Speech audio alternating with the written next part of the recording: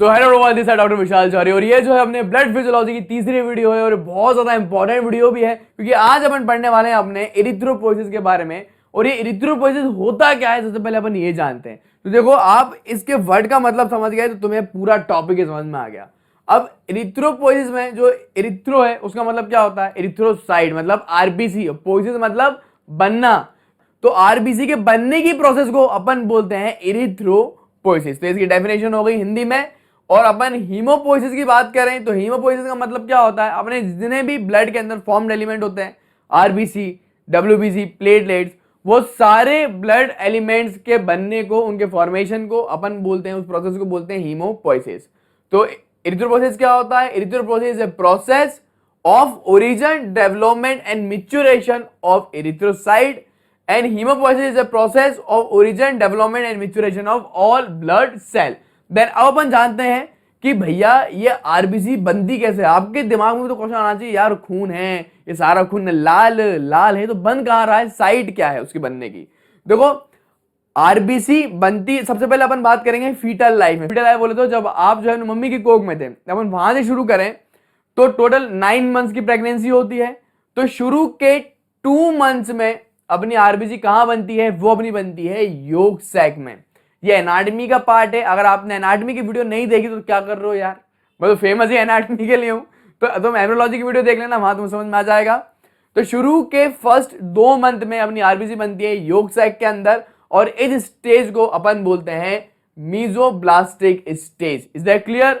Then अपन बात करते हैं फिर अपने तीसरे महीने से, जो अपना तीसरा महीना जो रहता है ना इंट्रायूट्राइन लाइफ का, तब अपनी आरबीसी बनती है लिवर के अंदर। ठीक है, इसको अपन बोलते हैं हेपेटिक स्टेज। हेपेटिक का मतलब ही होता है लिवर, तो लिवर के अंदर बनती है आरबीसी। लिवर के अलावा spleen and lymph organ, lymphoid organ के अंदर भी बनती है। फिर लास्ट स्टेज जो है अपने 9 मंथ की प्रेगनेंसी में, आखिरी के 3 मंथ में, लास्ट 3 मंथ में अपनी आरबीसी कहां बनती है? वो अपनी बनती है बोन मैरो एंड लिवर में। इस स्टेज को अपन बोलते हैं myeloid stage. Is that clear? चलो, ये मैंने आपको इंट्रायूट्राइन लाइफ, फीटल लाइफ में आरबीसी कहां बनती है ये मैंने बता दिया। अब अपन बात करते हैं जवानी में कब बनती है आरबीसी। तो अप टू 20 ईयर, जब तक आप 20 साल के नहीं होते, आपकी आरबीसी बनती है कहां पे? बोन में। जितनी भी अपनी लॉन्ग बोन्स होती है ना, चाहे लॉन्ग बोन हो, फ्लैट बोन हो, बॉडी की सारी बोन्स में अपना प्रेजेंट होता है रेड बोन मैरो, और रेड बोन मैरो से अपनी बनती है RBC. Is that clear? But जैसे आप 20 साल के हो जाते हो, जैसे आपको बुढ़ापा आने लगता है, तो क्या रहता है? जो अपनी लॉन्ग बोन्स होती हैं, जैसे कि अपनी फीमर हुई, अपनी ह्यूमरस हुई, इनके अंदर जो बोन मैरो होता है, रेड बोन मैरो, वो कन्वर्ट हो जाता है येलो बोन मैरो में। क्यों? क्योंकि यहाँ पे फैट का डिपोजिशन हो जाता है। तो सर फिर खून कहां से बनता है? तो फिर खून जो है वो अपना बनता है मेम्ब्रेनस बोन में। मेम्ब्रेनस बोन कौन कौन सी होती हैं? जैसे कि अपनी वर्टिब्रा हुई, स्टर्नम्स हुई, रिब्स हुई, स्कैपुला हुई, इलियक बोन हुई, अपनी स्कल बोन हुई। ये सारी बोन जो रहती हैं उनके अंदर क्या होता है? उनके अंदर अपना आरबीसी फिर बनने लगती है। 20 साल के बाद अपनी जितनी भी लॉन्ग बोन्स होती हैं उनके अंदर येलो बोन मैरो आ जाता है। क्यों आता है? फैट के डिपोजिशन के कारण अपना आ जाता है। ये चीज मैं आपको पहले ही बता चुका था। तो मैंने आपको डेफिनेशन बता दी, कहां बन रही है आरबीसी मैंने आपको वो भी बता दिया।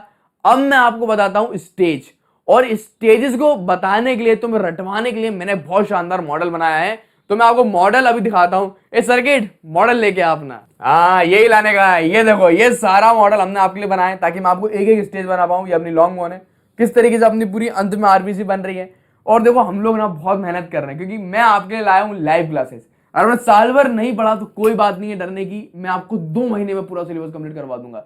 1 महीने में 20 दिन में एनाटमी और 20 दिन में फिजियोलॉजी, और बीच में जो टाइम बचेगा उसमें बायोकेमिस्ट्री। मात्र 2 महीनों में मैं पूरा सिलेबस आपको रटवा दूंगा मेरी लाइव क्लासेस में। और उसके रजिस्ट्रेशन स्टार्ट हो जाएंगे मेरे इंस्टाग्राम पे बहुत जल्द, तो इसका भी मैं इस्तेमाल करूंगा। उससे पहले आपके यहाँ फ्लो चार्ट में समझाता हूं। चलिए, तो देखो सारा खेल होता कहां है? सारा खेल अपना होता है बोन मैरो में। और बोन मैरो में क्या होता है? एक अपना सेल प्रेजेंट होता है जिसे हम बोलते हैं स्टेम सेल। और ये कौन सा होता है? ये अपना होता है प्लूरीप्यूटेन हीमोपोइटिक स्टेम सेल। अब स्टेम सेल को अगर थोड़ा हम समझाऊं, ये जो पूरा स्टेम सेल है वो इस तरीके से तुम समझो। ये जो स्टेम सेल है ना, ये किसी भी चीज में कन्वर्ट हो सकता है। मतलब ये स्टेम सेल जो है आरबीसी भी बन सकता है, डब्ल्यूबीसी भी बन सकता है, ये प्लेटलेट भी बन सकता है, लिम्फोसाइट भी बन सकता है। जैसे कि अपने जो सर्किट है, अपने फिजियोलॉजी के अंदर अभी क्या है, फिजियोलॉजी के अंदर बन जाते हैं सर्किट। फिर एनाटॉमी में क्या बन जाते हैं, एनाटॉमी में बन जाते हैं बॉडी बिल्डर भैया। नॉर्मल लाइफ में प्यार से हम इनको बुलाते हैं राजू भैया। और अपनी गर्लफ्रेंड के भैया क्या है, जानू। गर्लफ्रेंड के वो है अपने जानू, समझ लो। इसी तरीके से ये स्टेम सेल वाला काम भी है। स्टेम सेल किसी भी चीज में कन्वर्ट हो सकता है, समझ रहे हो। तो टोटल तो स्टेम सबसे पहले क्या आया, सबसे पहले अपना आया प्लूरीप्यूटेंट हीमोपोएटिक स्टेम सेल। अब तुम ये मत बोलना मुर्गिया अंडा आया, सबसे पहले ये आया। उसके बाद क्या होता है, ये दो पार्ट में सेल इसके डिवाइड हो जाते हैं। एक बनाते हैं कॉलोनी फॉर्मिंग ब्लास्टोसाइट, दूसरा अपना बनाते हैं colony forming lymphocyte stem cell. अब लिम्फोसाइट क्या बनाते हैं, लिम्फोसाइट स्टेम सेल अपने बनाते हैं lymphocyte, B lymphocyte, T lymphocyte, ठीक है। ये जो अपने कॉलोनी फॉर्मिंग ब्लास्टोसाइट है, ये अपना फर्दर और 3 पार्ट में डिवाइड हो जाता है। इनमें से कुछ सेल अपने बनाते हैं आरबीसी, ठीक है, कुछ सेल अपना मेगाकारियोट के जरिए अपने बनाते हैं प्लेटलेट्स, और कुछ सेल अपने चेंज हो जाते हैं अपने माइलोब्लास्ट में और अपने बना लेते हैं सारे डब्ल्यूबीसी। तो अपना सबसे पहले अपना आया प्लूरीप्यूटेंट हीमोपोएटिक स्टेम सेल, वो बनी अपनी कॉलोनी फॉर्मिंग ब्लास्टोसाइट। फिर ये जो है ये अपना है हीमोपोएटिक स्टेम सेल। फिर हीमोपोएटिक स्टेम सेल फिर अपना चेंज हो जाता है प्रो इरिथ्रोसाइट में। और तुम यहाँ पे एक और चीज नोटिस करो, अपनी जो मेच्योर आरबीसी जो है वो कैसी है, वो अपनी लाल कलर की है और उसके अंदर न्यूक्लियस नहीं होता। बट अगर आप देखो ये पुराने सेल जो है, जो अपने आरबीसी के प्रीकर्सर हैं, वो देखो सबसे पहले वो लाल कलर के भी नहीं है और उसके अंदर न्यूक्लियस भी प्रेजेंट है। तो जैसे जैसे अपनी आरबीसी आगे बनती जाती है ना, वैसे वैसे उसमें आ जाता है हीमोग्लोबिन, और हीमोग्लोबिन आ जाएगा तो लाल कलर का हो जाएगा, और न्यूक्लियस भी थोड़ी थोड़ी अपनी छोटी होती जा रही है साइज में। तो ये सारे चेंजेस भी आपको याद करने पड़ेंगे, किस स्टेज में क्या चेंज होता है। डायरेक्ट एमसीक्यू में भी आता है, आपसे वाइवा में पूछते हैं, और आपको ये यूनिवर्सिटी एग्जाम में भी लिखना है कि अपना किस स्टेज में क्या चेंज हो रहा है। तो जैसे अपना हीमोपोएटिक स्टेम सेल अपना प्रो इरिथ्रोसाइट के अंदर आ जाता है, वैसे अपना क्या, ये जो न्यूक्लियस है ना, वो अपना साइज में छोटा होने लगता है। जैसे कि अगर आप यहाँ पे देखो, अपने प्रो इरिथ्रोसाइट के अंदर क्या है, अपने 2 न्यूक्लियाई प्रेजेंट और अपनी न्यूक्लियस है। वही सेकंड स्टेज में वो अपना बन जाता है अर्ली नॉर्मोब्लास्ट। टोटल यहाँ पे 3 नॉर्मोब्लास्ट हैं, अर्ली, इंटरमीडिएट और लेट।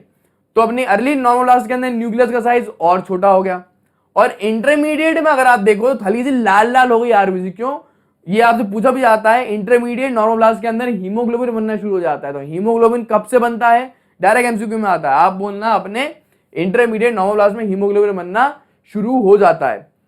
और अपनी न्यूक्लियस कब चली जाती है, जो अपनी लेट नॉर्मोब्लास्ट है ना, जैसे कि अपने इंटरमीडिएट के अंदर न्यूक्लियस है, लेकिन न्यूक्लियस धीरे धीरे पूरे में कैसे हो रही है, कंडेंस होती जा रही है, छोटी होती जा रही है। और लेट नॉर्मोब्लास्ट में कंप्लीटली तरीके से न्यूक्लियस डिसअपीयर हो जाती है। देन लेट नॉर्मोब्लास्ट के बाद अपनी जो स्टेज आती है उसको अपन बोलते हैं रेटिकुलोसाइट, इसको अपन इमेच्योर आरबीसी भी बोलते हैं। ये रेटिकुलोसाइट क्यों है, क्योंकि इसके अंदर हल्का सा रेटिकुलम प्रेजेंट होता है। मेच्योर आरबीसी जो है कंप्लीटली इसके अंदर ना न्यूक्लियस होगा, कंप्लीट हीमोग्लोबिन होगा। इस तरीके से अपनी पूरी आरबीसी बनती है। मैं क्या करता हूं, एक बार जो मेरा मॉडल था उसके जरिए मैं समझा देता हूं, तो तुम्हें ना चीजें रटा जाएंगी। तो यहाँ पे आप मेरे मॉडल में देखो, ये क्या है, ये है अपना पूरा बोन, इसके अंदर रेड बोन मेरे को सबसे पहले यहाँ पे अपनी प्रेजेंट है प्लूरीप्यूटेंट हीमोपोएटिक स्टेम सेल, ठीक है। फिर अपनी चेंज होती है हीमोसाइटोब्लास्ट के अंदर। देन हीमोसाइटोब्लास्ट अपना सबसे पहला अपना बनता है प्रो इरिथ्रोब्लास्ट। प्रो इरिथ्रोब्लास्ट से जो है अपने न्यूक्लियस का साइज छोटा होता जाता है। फिर ये अपना बनता है अर्ली नॉर्मोब्लास्ट, फिर ये बनता है इंटरमीडिएट, और इंटरमीडिएट नॉर्मोब्लास्ट से क्या होता था, अपना याद रखना हीमोग्लोबिन बनना शुरू हो जाता था। और लेट नॉर्मोब्लास्ट के अंदर देखो इस तरीके से न्यूक्लियस बाहर निकल गई, मैं ऐसा दिखा रहा हूं, यहां से न्यूक्लियस पूरी कंप्लीट तरीके से डिसअपियर हो गई थी। फिर अपना बनता था रेटिकुलोसाइट जो कि इमेच्योर आरबीसी थी। फिर अपना बनता है आरबीसी जो कि अपनी मेच्योर आरबीसी बन जाती। तो ये पूरे स्टेज आपको याद करनी पड़ेगी एक एक, और आपको ये भी याद करने पड़ेंगे किस स्टेज में क्या सिग्निफिकेंस हो रहा है। तो ये मैंने आपको पूरा स्टेजेस बता दी। अब मैं मेरे नोट्स दिखाता हूं और आपको बताता हूं किस तरीके से अपने पूरा इरिथ्रोपोइसिस का रेगुलेशन करते हैं, कौन सा हार्मोन कराता है। तो थोड़ा सा मैं आपको एक्सप्लेन कर देता हूं। क्या होता है ना, अपनी किडनी से एक हार्मोन निकलता है, इसका नाम होता है इरिथ्रोपोइटिन, ठीक है। अब इरिथ्रोपोइटिन निकलता है तो निकलता क्यों है, आप वो भी समझ लो। अब क्या रहता है, मेनली आरबीसी का काम क्या है, आरबीसी कर क्या रही है, आरबीसी का सिर्फ एक काम अपनी बॉडी के अंदर ऑक्सीजन को पहुंचवाना टिश्यू के लेवल पे। अगर टिश्यू के लेवल पे ऑक्सीजन की कमी होगी तो उस कंडीशन को हम क्या बोलते हैं, कम ऑन जल्दी बताओ। बिल्कुल सही, उसको बोलते हैं अपन हाइपोक्सिया। हाइपोक्सिया का मतलब होता है टिश्यू के लेवल पर ऑक्सीजन की कमी, ठीक है।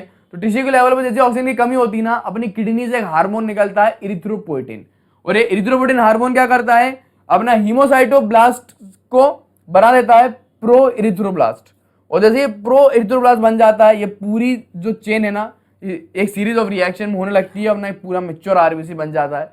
तो इस तरीके से जो है अपना आरबीसी का रेगुलेशन भी होता है। इसको और फर्दर डिटेल में मैं आपको बताता हूं। तो देखो यहाँ पे ना यूनिवर्सिटी में भी आपको ऐसे लिखना है, पहले स्टेज की हेडिंग डालना, सारी स्टेजेस लिख देना। सबसे पहले स्टेज क्या है, प्रो इरिथ्रोब्लास्ट, अर्ली नॉर्मोब्लास्ट, फिर अपना आता है इंटरमीडिएट नॉर्मोब्लास्ट, फिर लेट नॉर्मोब्लास्ट, फिर अपना आता है रेटिकुलोसाइट, फिर अपना आता है मैच्योर इरिथ्रोसाइट, एक मैच्योर आरबीसी। इसको लिखना कैसा है, आपको ना एक एक स्टेज की हेडिंग डालनी है और इसके इंपॉर्टेंट की फीचर लिखने हैं। मैंने कहा मेरे नोट्स से बहुत बढ़िया नोट्स हैं, या फिर भी रफ नोट्स हैं, रियल नोट्स जो मेरे आने वाले हैं वेबसाइट पे, उसके अंदर सब हैं, डायग्राम वगैरह और अपनी सारी, मैं बहुत बार बता चुका हूँ, अपनी क्लिनिकल फिजियोलॉजी भी है।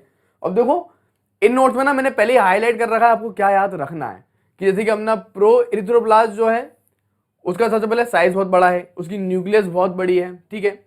फिर उसकी न्यूक्लियस के अंदर 1 से 2 अपना न्यूक्लियाई प्रेजेंट होता है, ठीक है। और अपना प्रो इरिथ्रोब्लास्ट के अंदर क्या नहीं होता, हीमोग्लोबिन बिल्कुल भी नहीं होता। और उसका साइटोप्लाज्म कैसा होता है, बेसोफिलिक होता है। जब हीमोग्लोबिन आएगा तभी साइटोप्लाज्म एसिडोफिलिक बनेगा, ये की फीचर याद रखना। फिर अपना आता है अर्ली नॉर्मोब्लास्ट। अब अर्ली नॉर्मोब्लास्ट जैसे जैसे नीचे आता जा रहा है ना, साइज छोटा होता जा रहा है, क्योंकि अपनी एक मैच्योर आरबीसी 7 डायमीटर की होती है, 7 म्यू की, ठीक है। तो अर्ली नॉर्मोब्लास्ट कितने की हो गई, 15 की हो गई। इसकी न्यूक्लियस से न्यूक्लियाई जो है वो डिसअपियर होने लगा, पूरा इसका क्रोमेटिन कंडेंस होने लगा, और ये भी बेसोफिलिक की होती है, ठीक है, ये भी स्टेज। फिर अपन आ जाते हैं अपने इंटरमीडिएट नॉर्मोब्लास्ट में।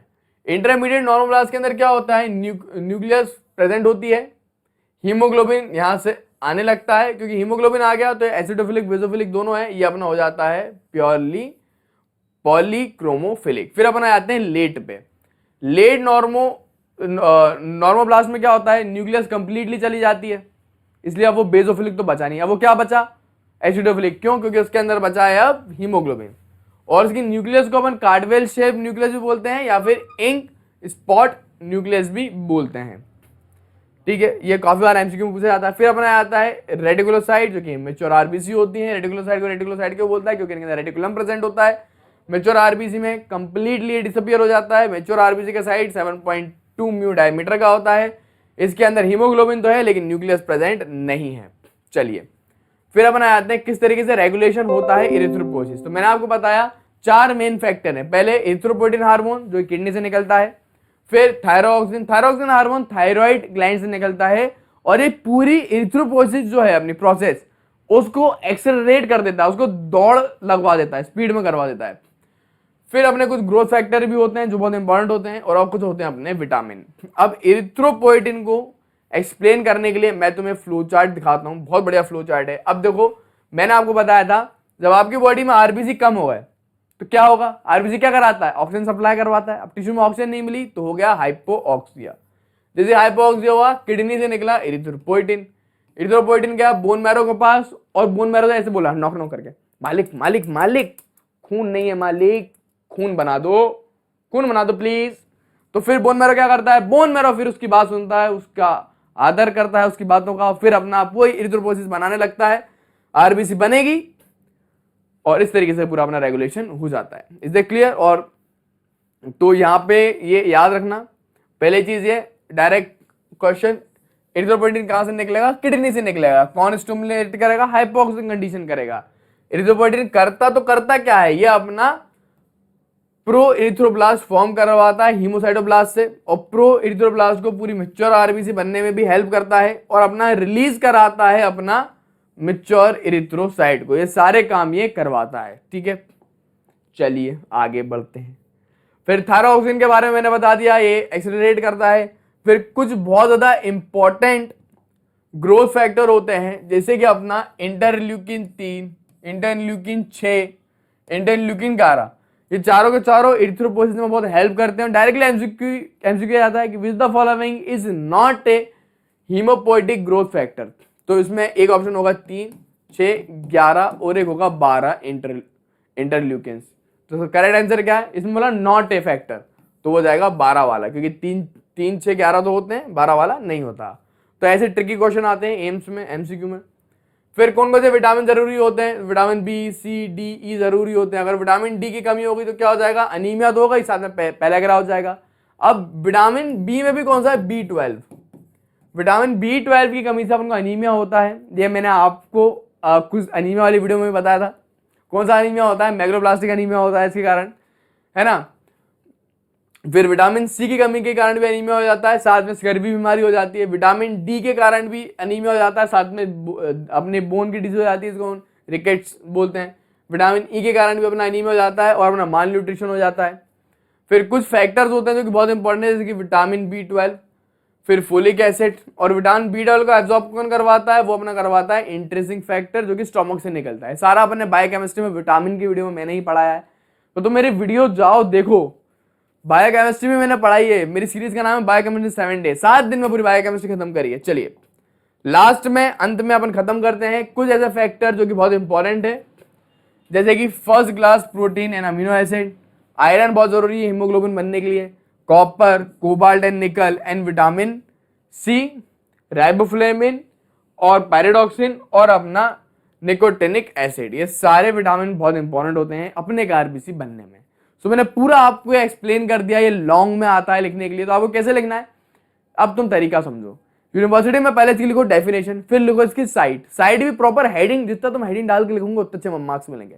प्रॉपर हेडिंग डालना कि अप टू 20 ईयर की फीटल लाइफ में कैसे बनेगा, फिर अप टू 20 ईयर, फिर आफ्टर 20 ईयर, फिर लिखना स्टेज लिखने से पहले फ्लो चार्ट बनाना। देखो physiology is all about flow chart, जैसे anatomy is all about diagram, physiology is all about flow chart. Flow chart भर दो फ्लो चार्ट से, और फ्लो चार्ट भी अच्छा बनाओ, एक एक पेज में बनाओ ताकि पेज भी भरे। तो ये पूरा आरबीसी वाली एक फ्लो चार्ट बना देना है पेज में। फिर डालना स्टेज की हेडिंग ये वाली, फिर इन सबको एक्सप्लेन करना थोड़ा थोड़ा सा, जैसे मैंने करा है हल्का हल्का सा, कि क्या क्या चेंजेस आ रहे हैं, इंपॉर्टेंट चीजें। देन अंत में लिखना रेगुलेशन की हेडिंग डाल के एरिथ्रोपोइटिन लिखना। अगर टाइम है बचा है तो पूरा एरिथ्रोपोइटिन एक्सप्लेन करना, वरना सिर्फ फ्लो चार्ट भी बना दूंगे ना, वो भी काफी है। और सारे फैक्टर थोड़ा थोड़ा एक्सप्लेन कर देना, इस तरीके से लिखोगे यूनिवर्सिटी में बहुत से मार्क्स मिल जाएंगे।